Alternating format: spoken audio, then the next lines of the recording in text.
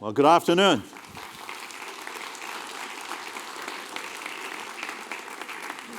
Welcome to another edition of Presidential Lecture Series at Purdue.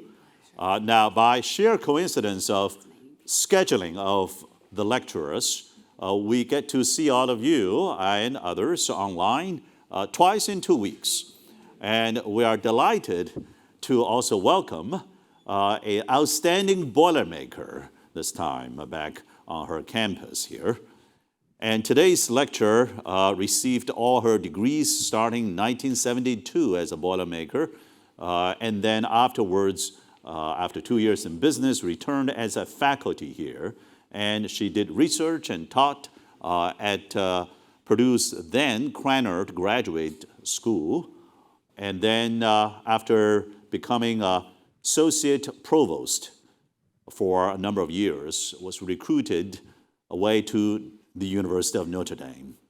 Now, I had to blame Father John Jenkins' predecessor for doing that. And then we have just outstanding continued relationship with her. And through those 15 years, she led the Mendoza College of Business at Notre Dame to be #1 our ranking for its undergraduate business program and elevated further to that pinnacle of excellence.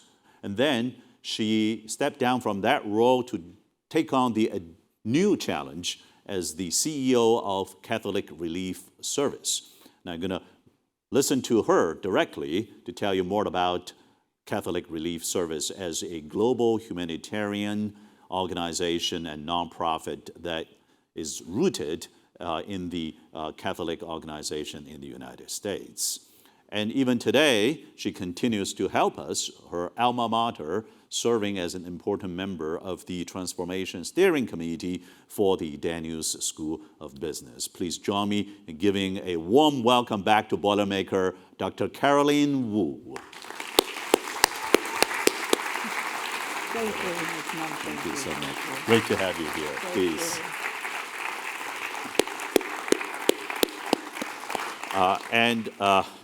Carolyn was very considerate, suggesting 5 o'clock instead of the usual 7 o'clock, knowing that we have something else to do at 7 o'clock today, to watch the Boilermakers win yet again.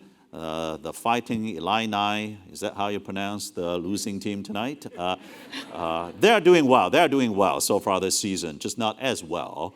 We don't need to win in order to get a share of the championship, but let's go be the sole champion. Now, this is being recorded for posterity, so I hope I'm making the correct prediction here. Now, one thing we certainly are very proud of is that a lot of great students, including international students, decided to choose Purdue over other places. So, Carolyn, why did you choose Purdue 1972 over other outstanding institutions such as the University of Illinois? Well, I never even thought of them. See, you're already so smart before you even started college. Great choice. But what did Purdue offer you as an attraction? So I just want to say, when I was thinking of college, I was 16 years old. I was a body of worries. I worried about everything. And I really wanted to come to America, but I had no means. I neither had money nor any sense of how to find a school. And I would go to the American Library and read a directory of schools. That was how hopeless it was. And one Saturday, I went into TWA, the Transport Airlines office, to help my sister. And there was a professor there on leave. He was in economics. And he asked me what I would like to do, and like going to the moon, I said, I would like to go and study in America. And I said, but I have no idea where or how. He said, oh, you should come to Purdue University. And I said, okay, I'll go look up in the directory. And I only asked him one question. I said, can I study anything at Purdue University? And he said, yes. So Mung was not a greatly informed choice, but it was the only person who helped me get a little handle, by the way, which is how a lot of international students gain their first foothold in America. But I say, when I arrived, I was so homesick. It was 2 weeks before school started. I was in a dorm by myself. I cried every day and wondered what I did, like, why did I do this to myself? But from day one, there was such generosity. And I think I learned from Purdue University, not just a tremendous education, but the generosity of people who supported me. My academic counselor, who took me to Horticulture Park because I was homesick, who in the first few years for my birthday every year would organize a little cake and coffee, who directed me into different areas of study. My dorm counselor, who knew I was homesick. My dormitory mates, they also took me in, and when their parents came, they took me out too. In my career, when I first decided to go into the PhD program, I had no idea what people did in PhD program, but just the fact that it is another degree, and that would be good. It's the Chinese mentality. I had no idea what I was doing, but my major professor was so good to me. I've never written an article. I don't know about you when your first one. It really was the mentoring, unbelievable mentoring. I have many friends here. From my first day at Purdue University, I see the Purdue administration who mentored me into every aspect of administration. So I would say, for me, it conditioned me for the rest of my life, which is, how do you really help a person succeed? It takes a lot. All of these different functions and services at the university, everybody has a role to helping a young person who had no idea of what to do, but eventually to sort of develop capacity and capability and become a person. And I think that's the beauty of a university, and we should never forget what that whole service is about. It's about building up people, it's helping people believe in themselves, helping people find a career. The beauty of a university and the power of public education, Yes. And this welcoming environment with the generosity of so many who helped students like you to settle in here. And when you finished your undergraduate and master degree here, you started to also study for the doctorate degree. You mentioned there's one more degree, and that's not a bad thing. So I'm sometimes feel very blessed that there are only 3 degrees. There's no more after doctorate. Otherwise, I'll never be earning a real salary. But doctorate degree is a very unusual one. We have a lot of Boilermakers, but not that many with undergrad, master, and PhD degrees, all from Purdue. When I was a doctoral student at another university, I used to read this comic strip. It's called a PhD, Piled Higher and Deeper. If you go to Amazon, it's still available. It is so incredibly sad and funny. It's funny because it's true. The graduate students say, go to seminars at 4:30 and say, why are you interested in today's topic about cancer research? Say, no, we're here for the free pizza. And then 5:30, there's another free pizza next door about architecture, right? And then their parents call them up and say, hey, when are you done with your PhD? Say, no, see, Mom, it's not a fixed time thing. Is it 3 years? No. 4 years? No. How many years? I can't tell you. It could be indefinite. It could be, 12 years is the horror story here, right? And the parents like, you got to be kidding me. Your neighbor, Jimmy, already are earning real salary, buying a house, and you can't tell me when you finish. So how was your experience here as a doctoral student at Purdue? And why didn't you go to a different university? I wasn't encouraging you, but I'm just saying, a lot of students say, I want to go to a different place for doctorate. So what at Purdue made you feel like I want to stay here? And B, how was your doctorate experience here different from the undergrad experience? And again, I'm afraid to say, blind luck more than good analytics at that point. After my first year, I ran out of funding. I only had funding for 1 year of university.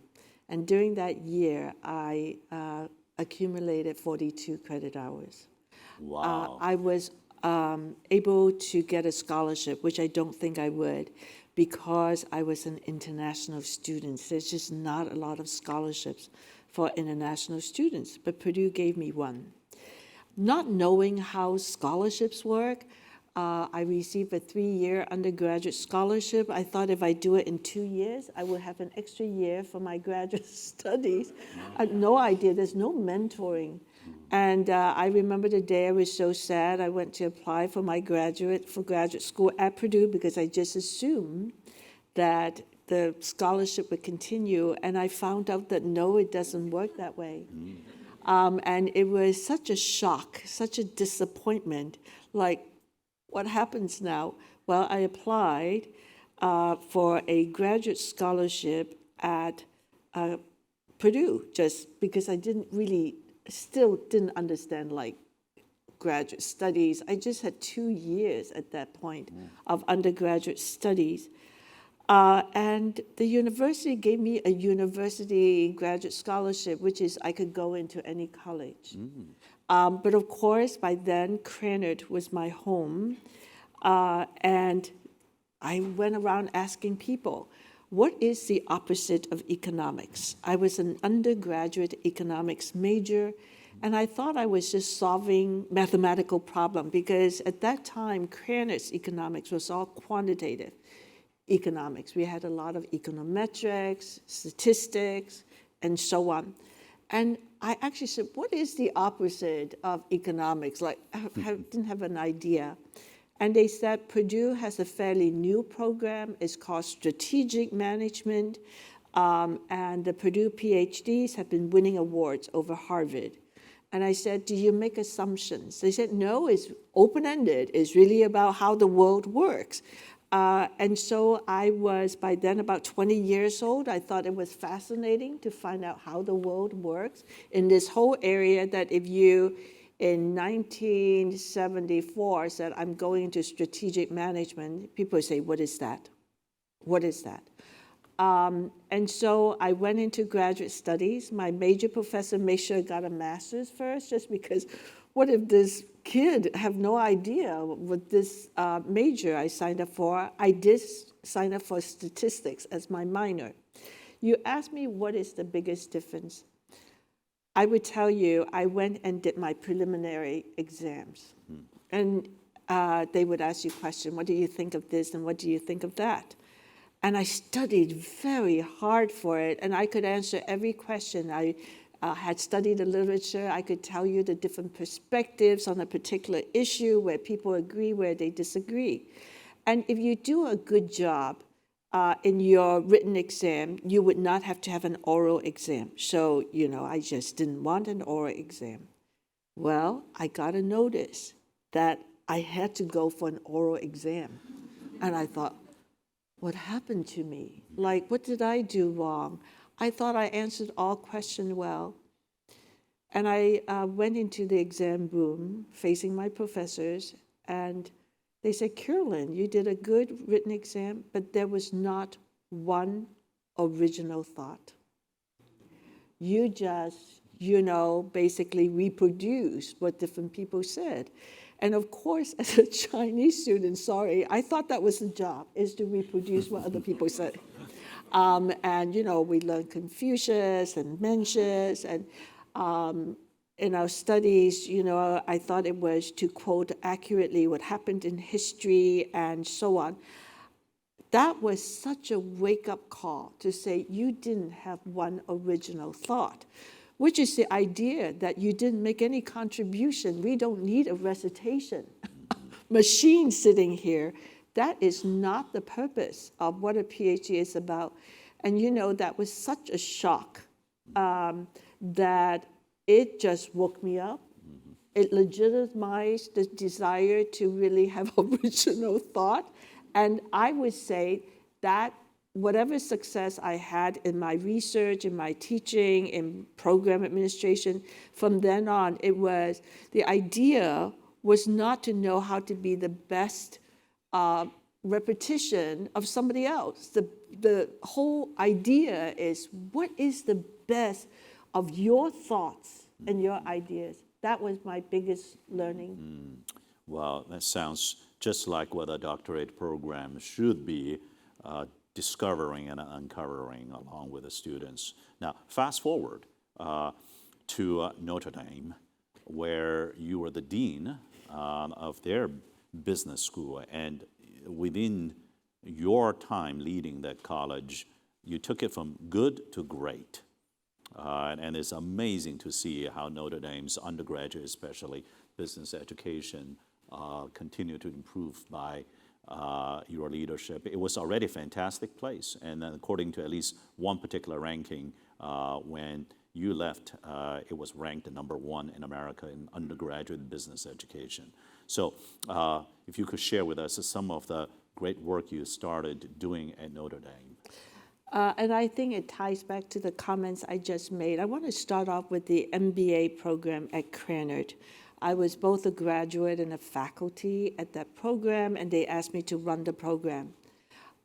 There was always this belief that the Notre MBA program would never be top 20 because, we already have IU, and that there would be no way that the state of Indiana would have 2 top 20 schools. I mean, there are other states such as Massachusetts, which would have 2 top business schools, but not us. And the MBA program was doing okay, but okay was just okay. And I was made as program director, but of course I knew the program. I was a graduate of the program.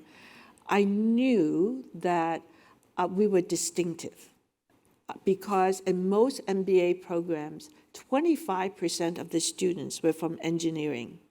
At Purdue, 50% of the students were from engineering. That became sort of like, that is our distinctive identity. And how do we work that, and how do we communicate that? And how do we work the curriculum around that particular piece? And, I was going to save it for later, but I say it now. When we were to do a branding message for the Notre MBA program, and I said, I don't want any word that spells LEAD. I don't want that word at all in my branding because it was used so carelessly, and everybody uses it, that it no longer has any valence. And so we worked really hard. And they said, how would you describe the Notre MBA, which is how I would describe Purdue University? I said, we are the backbone of organizations and industry. And think about a backbone. I mean, the backbone is the major support of your body. It gives you stability, it enables movement and flexibility. I mean, if your backbone is not working, your body is not working, it is the connector of your musculoskeletal system. Our muscles, our bones. It is the protector of our spinal cord. And I said, we are the backbone of industry, and we are always can be counted on to be problem solvers, to walk into a situation and be a team player, to know when to lead and to know when to support. And my life is very lucky because within a couple of years, the current MBA program was ranked number 20. So I went to Notre Dame. I didn't want to leave. It was very difficult to leave Purdue. I felt like if John Purdue had a daughter, it would be me. All right? Just because all my education, my career, by then I was working in the provost's office. I worked with the provost, the president, and the chief financial officer. And they just really considered me family. There was no reason to leave Purdue, 0 reason. And Tim McGinley had that conversation with me. And he said, what can we do? I said, I don't think Purdue could do anything, nor I, because I walked one day I just realized that Notre Dame was the idea of what is a Catholic business school. And I've been Catholic my whole life. I understood business education and I thought I understood faith. And I thought that it is really important at that point in our society where there were a lot of scandals, but now there are more scandals. Well, catching up, yeah. But to say this seems to be my job. My job is now to really define how does faith, and it's not just Catholicism. You could be a Buddhist, you could be a Muslim. Actually, there's a lot of overlapping values. But what is the difference of a faith-informed business life? And that was the only reason I left. It was a difficult departure. I cried at every event that year because it would be my last event. I went to Notre Dame, and that was my purpose. It was the only purpose, is to say to the world, if you take faith seriously, how would you conduct business? And that really drove us. I defined what does it mean to be an ethical business, and ethics at the personal level, ethics in an organizational level, and ethics in terms of our work and how it affects the world. And the other thing was to take our responsibilities seriously. The fact that our students came to us, they have a certain trust in us. And that trust was not just good enough. Along the way, we really worked our placement problem. And just like everybody else, placement is like 80% after 3 months, or it's pretty good enough. And those who couldn't find a job, well, they didn't work hard enough. We worked really hard. We said those 20% of the people, they are our students. We gave them a passing mark, which meant that they did the work that met the criteria. And we really worked that. And one time we were at 93% placement. And I told my team, I said, what are we going to do with the other 7%? Do they not count?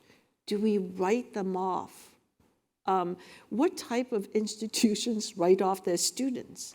And we started really working that issue and say, what's missing there? And I always say, you have to be worthy of the people you are serving. And I think those were the two things, is to define our idea of what is an ethical organization. And, look, business has a lot of bad press. People often say, business is a necessary evil, like in that tone. And I would say that's really wrong-minded thinking. I said business is a necessary good, but that it takes people to make it so, that it has so much leverage, but that leverage is not always used right. So I think Mung, it was really it was not so much to work the rankings, it was a commitment to define what does a business school stand for that proclaims that we live by God's command? And secondly is, how are we worthy of our students? Well, Carolyn, what you just said is very inspiring, both in terms of the observation of the importance of moral characters and business with the right people as the necessary good. First time I heard that great term. But also in terms of your approach to leading and elevating a business school or any organization by understanding and appreciating, amplifying what is distinctive about it relative to hundreds of similar organizations in that particular sector. So you were on you still are on the Transformation Steering Committee, and you were on the search committee for the Daniel School of Business at Purdue's new dean last year. And we have the fantastic new dean, Jim Bullard, here in the audience. And what a great catch, what a great catch. And people later ask me, so how did Purdue get hold of Jim Bullard as the inaugural dean of the Daniel School of Business?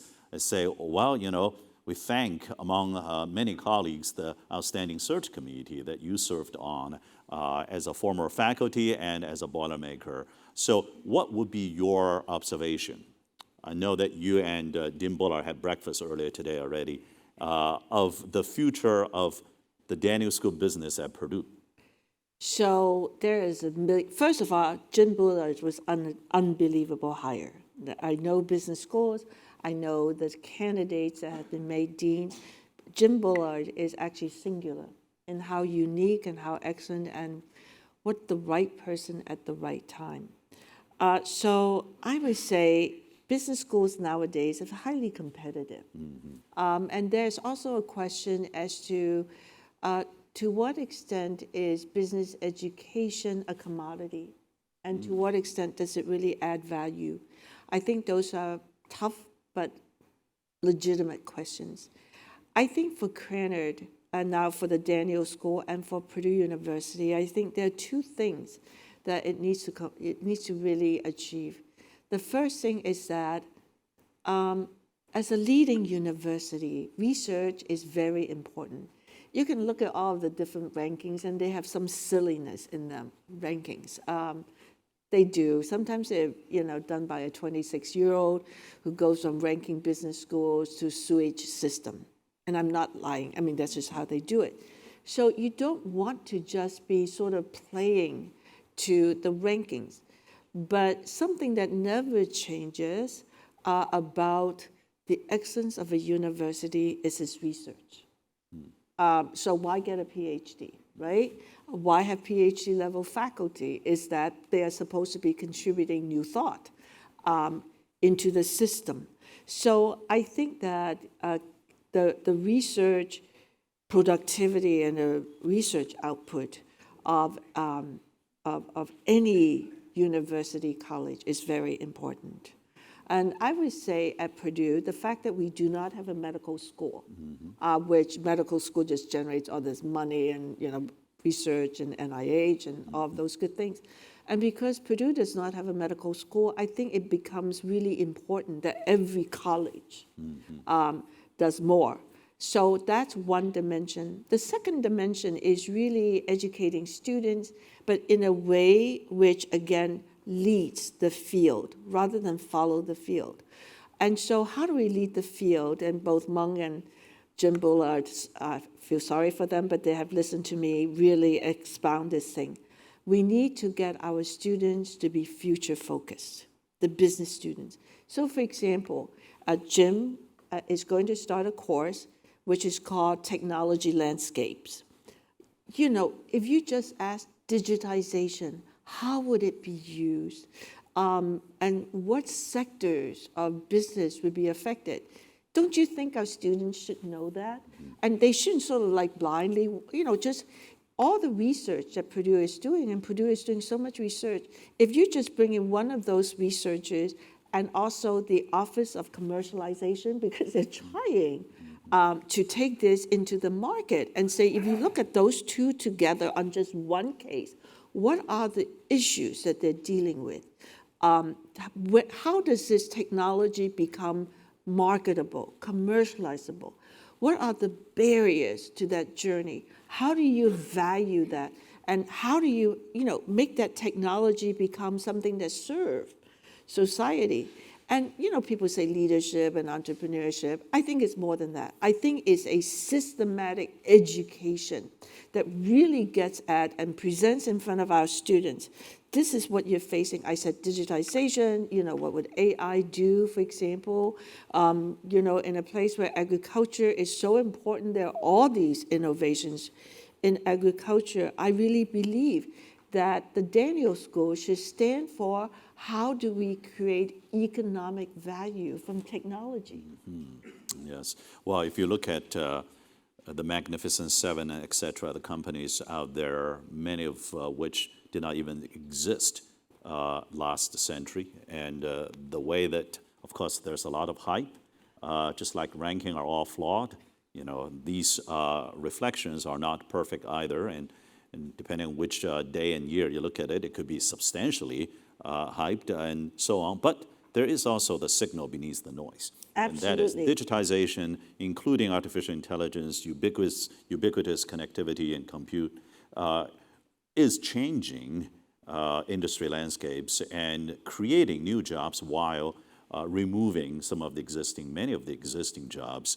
So our hope is that the Daniel School of Business, under the great leadership we have now and the outstanding faculty we are recruiting and retaining, along with the students and alum like yourself, will become the leader in a tech-driven free market economy. And you mentioned research's importance. And indeed, broadly speaking, sometimes people would ask, by the way, just curious observation, why do we have research-intensive universities also be driving education, including undergraduate education, when most of the time is not spent by students on research? It's a good question. And this question resurfaces itself every 20 years or so. People ask yet again, what's this connecting tissue here between research intensity? Why can't you just have a research institute? And versus undergraduate education with excellence and pedagogy. So I think what you highlighted is this, one of the key answers, that perhaps we'll always have to be vigilant to ensure the answer is indeed observed. And perhaps it helps to have the generators of new knowledge be also the disseminators of such knowledge. Absolutely. And the thing is that the research that we do, the insights that we gain, the knowledge that we have, someone has to apply it. And if it's not your own students, I mean, I was just reading about Bill Gates' letter about AI and why he is very hopeful about that. For example, he said, we are all worried about deep fakes and all these things about generative AI. But he said AI is a potential for students to have their own personalized tutor. Now, don't you think the education department would like to know and be on the leading edge of how AI can become a personalized tutor, working with students where they are? I was talking to your wife, Kay, whom I enjoyed a lot, who talk about medicine. And a very basic thing that AI could do is just the way it organizes data in diagnosing a patient, just the collection of data, and organized in a way so that it actually allows you to make diagnosis and avoid errors. I mean, just a basic thing like this. Or something such as, we now, in the last 10 years, are a lot more educated about gut health, the microbes in our guts, and how actually that is a very important determinant of our absorptive capacity of our body for good nutrients. And AI could also take all of that data to give you a reading of what your microbes can or cannot do. So if it doesn't go to our students, in pharmacy and education and the health sciences and so on, who should it go to? Yep, indeed. And business school is particularly interesting because unlike some other disciplines, naming themselves by the collegiate and departmental names, business school is such a wide range of selection of both methodology. You mentioned some quantitative, and there are also non-quantitative methodologies. Absolutely. Applied to such a wide range of application domains based on such a wide range of substrates. So it is a intellectually particularly curious and vibrant place, and it keeps reinventing itself in research and the pedagogy that it carries out. And business is basically an application science, right? I mean, and just give you a simple example, I had cataract surgery, and I lay down there and I thought, my Lord, who made this technology possible? The scientists. But who brought it to the market? And how is it that I could afford it? Because there is this thing called insurance. And how did a whole profession now specialize around? And cataract surgery is such a basic thing. But it really is a combination of technology working through market capabilities and mechanisms and so on and so forth that allows it to then allow me to have cataract surgery. So I think the whole separation of research intensity for graduate and faculty and PhD work, and then undergraduate students just go back and learn the basic science and whatever, that is so outdated. Well, it sounds like you wrote a collection of essays while going through cataract surgery. I try to have deep thoughts when I'm at the dentist. Usually it doesn't work out. But now moving further forward to your service and leadership at Catholic Relief Service. And perhaps you could share with the audience a little bit more about the organization first. Okay, Catholic Relief Services was created during World War II because there were so many refugees in Europe. And the whole idea is how can the American Catholic Church assist refugees to resettle, to come to the U.S. and other countries. Well, that was 1943, and 80 years later, we now have more refugees than ever. And so Catholic Relief Services grew up as an arm of the U.S. Catholic Church. It was owned by bishops, it was run by bishops and priests, and it was only in the last 15 years that they opened up to the layperson like me. But what it has grown to now is many areas of programming. Of course, disaster relief, and now we have a lot of disasters. War relief, and we now have a lot of wars. But a lot of issues dealing with poverty, and poverty are tied to things such as some of the climate change where crops fail, is tied to lack of clean water, is tied to people lacking education, is tied to sometimes women's not being able to, for example, inherit land. Their husband died and they become absolutely just forlorn. And so it became sort of this multifunctional, it just followed the problems. And the solutions required to be comprehensive and integrated. So today it works in 130 countries. They're not usually the ones you go to for vacation. And our mission too is preferential option for the poor. So we go to the poorest countries and the poorest populations, and the goal, there's disaster relief, which is short-term relief. So a lot of the things you saw in Gaza, and CRS is in Gaza, to long-term transformation so that people can come out of poverty. So 120, 30 countries, about 100 million people a year. Wow. And now because we are everywhere, I feel like my boss are all the cardinals and bishops and so on, but we also work with many faiths. We work with about 1,200 different partners. We serve people of all different creed. We say we serve on the basis of need and not on the basis of creed. So work across many different religions. When I was in College of Engineering, a large project we're able to win from USAID was the Laser Pass program that Arvind Raman was the principal investigator back then, and is in collaboration with CRS. So back then I started to learn more about the incredible work and the global reach of CRS humanitarian relief. I don't know if you want to share some slides, or I have a couple of follow-up questions on CRS. Okay. This is not about CRS per se, and this is about the global work. You've heard of these things called Sustainable Development Goals, and it was the UN's effort to solve really big problems. And there are 17 goals and about 17 big goals and about 170 small goals. And these goals are audacious. They're like, the one is no poverty, number 2 is no hunger, there's children's education, there's clean water.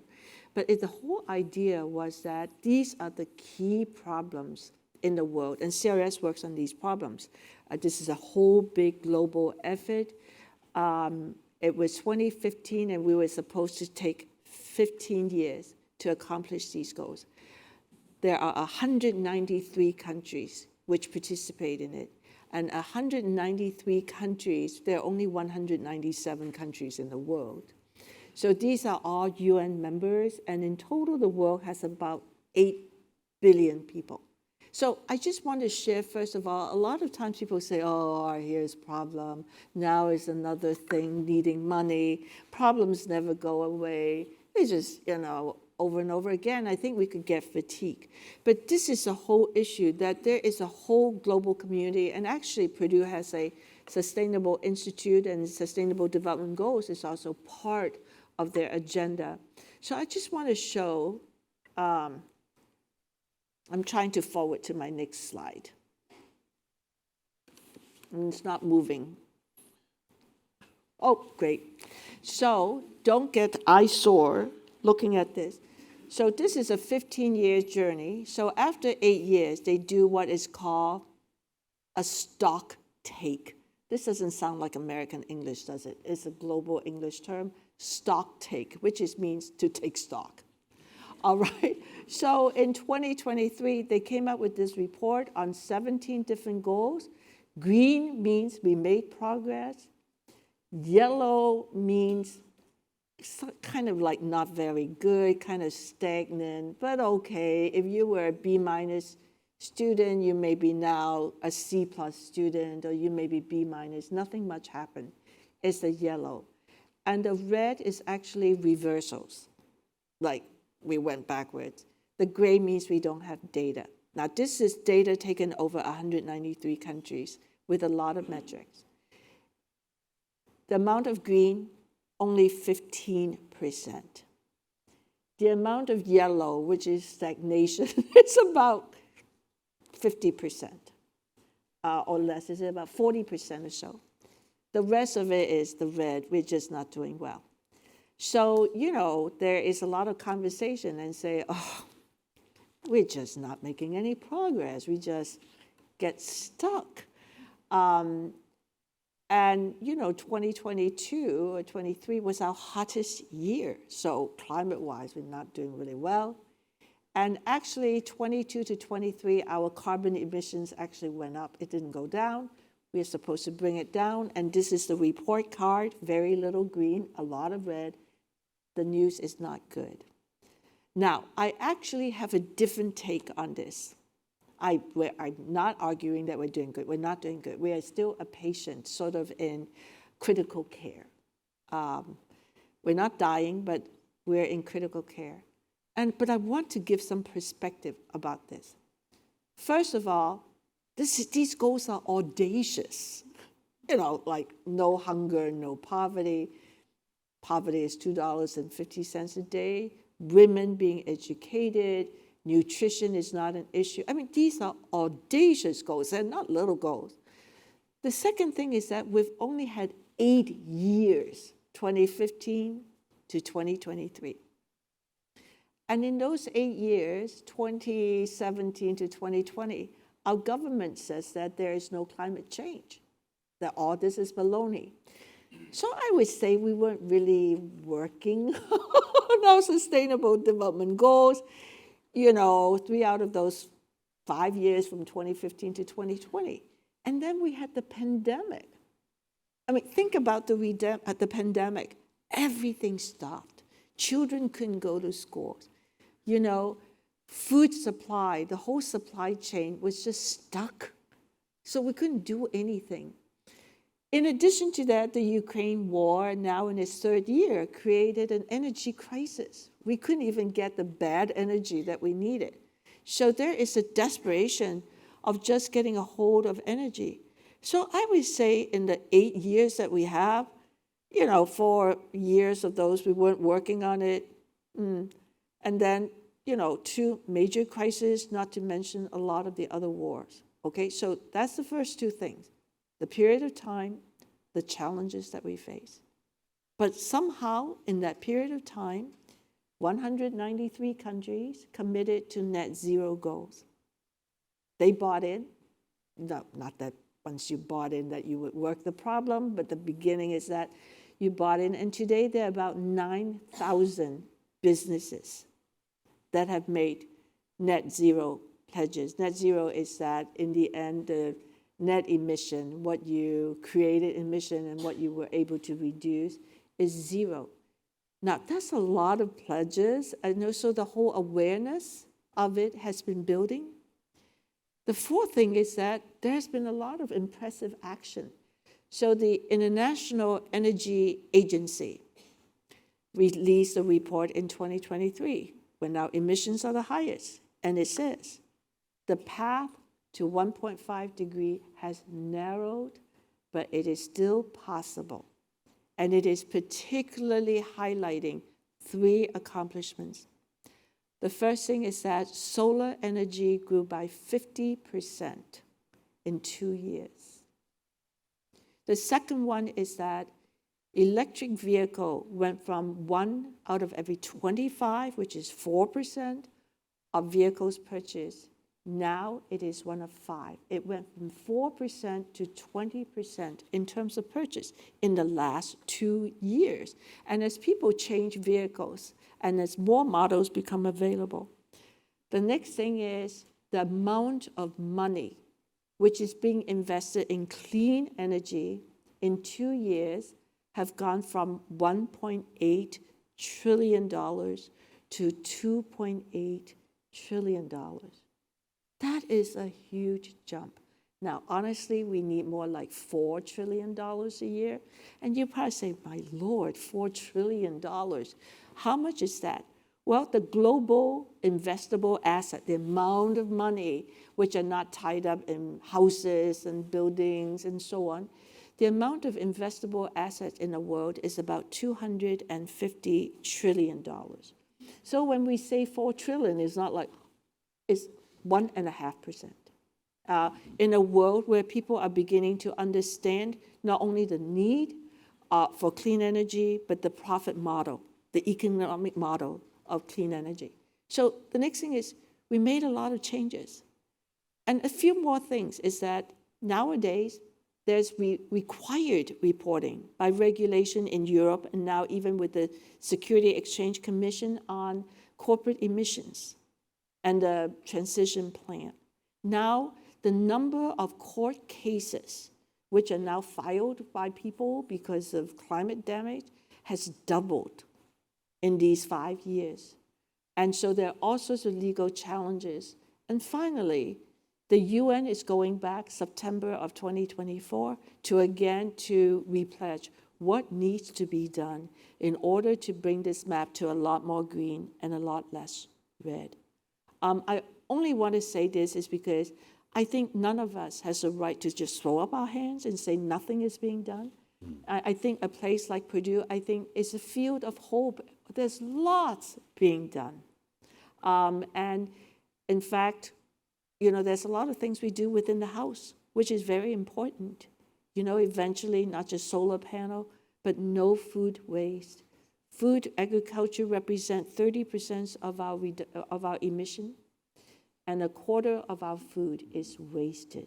We throw away a quarter of our food. So something just as simple as that. Absolutely. And one of the things we do, of course, is educating the next generation. And the highlights of every hour is the set of questions that students would like to ask you. So let me turn the mic over to a number of students here in the audience, please. Hi, first of all, I want to thank you, Doctor, for being here today and President Chiang for providing this opportunity. And my first question for you today is, in your experiences, what qualities are essential for tomorrow's leaders to make a positive impact on a global scale? I would say 2 major things. One is to understand how you could be part of the solution, right? I mean, your study is not just an intellectual journey, and then you come out of it and explore something else. Your education is an incredible experience into understanding how you could be part of the solution to just all those things that we talked about. I think that's the first one. I think the second one, which is really important for any form of leadership, is what I call the capacity for the other. You can't be a leader if you don't have relationship with other people. If you're not interested in the success of other people, you can't be a leader. If you can't draw the best and support them to be their best, if you can't share the spotlight, if you cannot collaborate, if you cannot seek partnership. That capacity for other is really sort of what allows us to not just play as single individuals when not playing tennis, but it is really about how you could mobilize across areas and fields to get things done. I guess I would add a third one, is that I think nowadays students have a lot of anxiety. I think overall it's really important to act out of positive emotions than negative emotions. I think, we are naturally generous people, but somewhere along the line we're led to believe that if we don't win, we lose, and that it's really a hard world, and that the fear of missing out, the fear of not coming across as someone who matters. I don't know what social media did to us and to our young people, and I would say over-anxious parents too. I think actually the world is full of opportunities, incredible opportunities, but that we have to exercise, we have to act from positive emotion, a sense of confidence, a sense that we are, part of the solution, a sense that we do our best, not just to beat other people, but we do our best. If you want to be a doctor, you want to really be a good doctor, but to do our best, because that is the best gift that we give to other people. So I think the sense of, knowledge as your tool, basically, to solve problems, the capacity for other people, and a sense of joy. Act from positive emotions. Because a lot of times, I don't know whether you've seen it, people act from their insecurity, and it just limits how far you I could do go. that all the time. I've seen it from myself. That's a great question and a great set of answers there. And did you have another question, or you said first? Thanks. To begin, I wanted to thank both of you for being here and for the opportunity. It's been truly an enlightening conversation. My name is Felipa, and I'm majoring in business analytics and information management. And my question for you today is, how did you measure success for CRS, and how do you ensure that employees align their efforts effectively to contribute towards achieving that vision? So measuring success is not very difficult for us. First of all, we receive grant funding, and grant funding requires you to really measure your success. The people not only you serve, that doesn't count, but longer-term measures like 3 to 4 year measures, such as health intervention that really lead to kids staying at school, that there is not as much diarrhea or whatever it is, that women's livelihood options expand, they actually make money. So there are qualitative, transformative sort of metrics to have that. In any organizations, it's really how do you create a culture where people are focused on the most important things. CRS has 80 years of history now. We operate in the most disastrous and most, I would say, people are really, their lives are really hard. And so we hold ourselves to the idea that the money given to us, first of all, is not for us. It's for our beneficiaries. And that there is not unlimited money. If you do your intervention and it is sort of like not very good, it's not like a second round of now you could try and do it better. That there is a sense that this money which is given to us, that we have a responsibility to see to it that the best solution and the most sustainable solution comes out. And that's how we hold ourselves accountable. CRS has a principle rule that our administrative costs cannot exceed 10%, our overhead. And because the money is not for us, and if there is overhead, it's the overhead for the programs in the field, right? And when we reach 9%, we panic.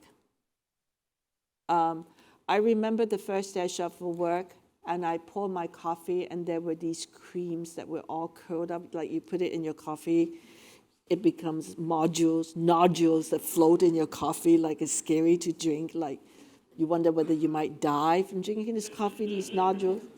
And I made a point, I said, can't we have fresh cream? Is there any fresh cream here other than these scary looking fake dairy creamer? My colleague standing next to me said, Carolyn, it takes $5 to feed a family of 5 for a week. And I stopped, you know, and that's the culture that you want to create and hold each other accountable to understand the privilege and the responsibility of allowing other people's lives to be better. Thank you. Another question from students. I do have another question, and my name is Gia, and I'm a junior majoring in quantitative economics and data analytics. And then my final question for you today is, what was a challenge that you faced which changed your outlook on your skill set, and how did you overcome that challenge? Being able to diagnose on yourself is very difficult. I think one of my most important learning was that I scare people. And I don't mean to scare people. But when I turn my analytical brain on, I could, you know, and my role is to find out in 5 or 6 questions, how much do you really believe in this? How much have you thought through this? Does this really work? And what are your assumptions? Are those assumptions sound? Have you ever thought about what if it didn't work? Where would this leave us? So I am used to, and I taught cases. So and because we're dealing with big decisions, you know, I turn on my analytical hat, and I was given the feedback that I really scare people, that they freeze. You scare me with 42 credit hours. Well, so I just, and I thought, oh, that was supposed to be my job. My job was to ask tough questions, right? Yeah, and I come from a university setting. We're used to asking people, each other, tough questions. You know, as a goal, when you're at a seminar for job candidates, you really turn it on. But I had to accept the fact that that approach was not helpful. Yes, I have to ask difficult questions, but there must be less scary ways to do that. I accepted that, and I learned less scary ways. Like, for example, I learned to read my report not at 4 a.m. of that day, but 4 a.m. 2 days before, and then send in my questions, just so that people could be prepared, so that it is not an attack. It's really a conversation. Well, Carolyn, I've got a non-scary question for you as the last question for the hour, and that is, you know, leading a nonprofit organization is particularly challenging, I would say. And throughout your leadership in multiple nonprofit organizations, including 2 great universities, what would be your singular message you want to communicate to the audience and to the young people? I would say the major difference, and I've served on corporate boards. In corporate boards, you could use money as an incentive. And in some companies, for incentive or variable compensation to be tied to outcome, how many dollars and that sort of thing, can motivate people. And it's actually a very strong motivator in corporations. Well, in not-for-profit, you don't have that. But the beauty of nonprofit, by the way, people are not also starving in not-for-profit. I mean, there's a sense that if you go into not-for-profit, you can make a living. Well, that is not true either. The people go into not-for-profit, purpose is very, very, very important. And so an organization, a not-for-profit, flourish under 2 conditions. It is faithful to mission. It really, what it says it would do, that it holds itself to doing that. If your job is to serve deaf students, if your job is to help the disabled, wherever it is, that mission, when people sign on, and if you do your right recruiting, mission is very important. That is the sort of touchstone in that organization, is the fidelity of that organization. The second thing is that you have to manage even better than for profit. You have to, this is a strategy question. A lot of not-for-profits, sometimes they don't have very high performance standards because they say, oh, we're good-hearted people, we're trying our best. And Joan has been here with us for so long. Joan is not ready to retire. Let's wait until Joan retires, and then we could make the changes we need to do. That is, in some ways, irresponsible, I would say, but it's also the whole idea that the organization needs to have a sense of excellence, of how to support its people so that they could do their best work to serve other people. It cannot lose that sense of excellence. So I would say those are the two things. Fidelity to mission, and really leadership requires looking at how the organization can function at its best, how its people function at their best.